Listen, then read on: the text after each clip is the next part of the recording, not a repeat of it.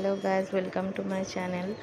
সকাল সকাল আজকে আমার স্নান হয়ে গেছে। তো আজকে শ্রাবণ মাসের দ্বিতীয় সোমবার, তো তাই জন্যেই পুজো করবো বলে তাড়াতাড়ি উঠে সব কাজ সেরে ফেলেছি।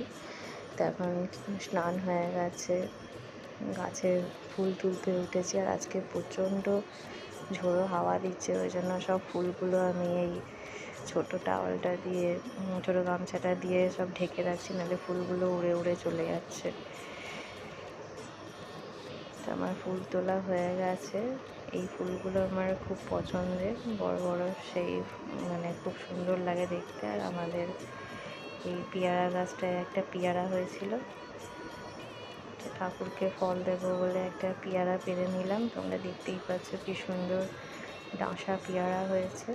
আরও কটা ফুল হয়েছিল, কিন্তু আমাদের ছাদে এত কাঠবিড়ালি আছে, সব গাছে উঠে উঠে ফুলগুলোকে ঝরিয়ে দিচ্ছে।